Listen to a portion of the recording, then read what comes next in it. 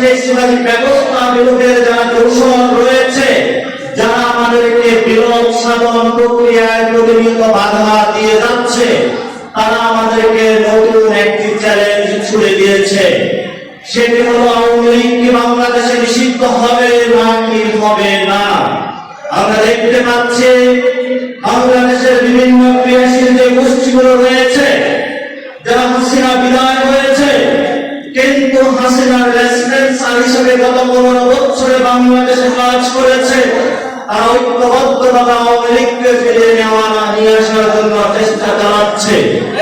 এই ক্ষেত্রে বাংলাদেশের সকল জনগোষ্ঠী মানুষকে ঐক্যবদ্ধভাবে আমরা আহ্বান জানাচ্ছি, ভবিষ্যৎ বাংলাদেশে আওয়ামী লীগ এবং তার দোসরদের কোনো জায়গা হবে না।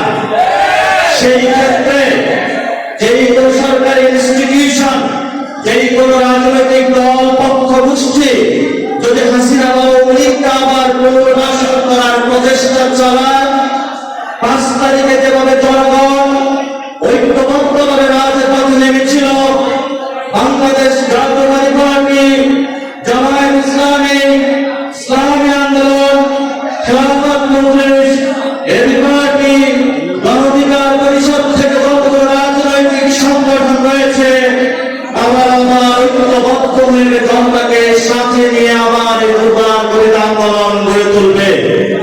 এবং যারা এখানে আপনারা রাজনীতি করবেন, আমাদের একটি পরিচয়,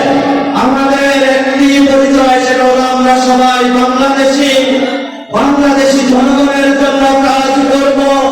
আর আমাদের একমাত্র শত্রু হলো বাংলাদেশ আওয়ামী লীগ।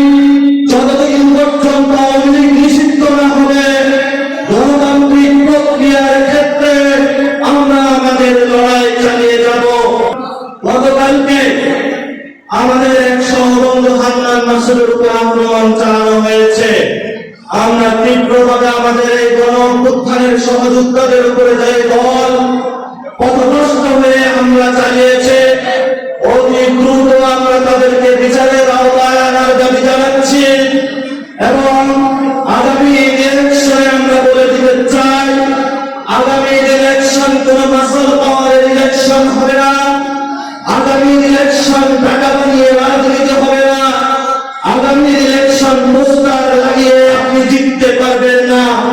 আগামী ইলেকশনে তরুণরা যেভাবে 5 তারিখে লড়াই করে জয় হয়েছিল, তাদের সেই পূর্ণ টেকনিক তারা বাড়িয়ে ইলেকশনে ব্যবহার করবে। এবং এই ইলেকশনে তরুণদের বড় একটি অংশ বিজয় হবে, কারণ তরুণরা এটা বুঝে গেছে কোন প্রক্রিয়ার মধ্য দিয়ে তাদেরকে আসন্ন যে ব্যালট রেগুলেশন আসবে, সে ব্যালট রেগুলেশন কিভাবে তারা পার পাবে।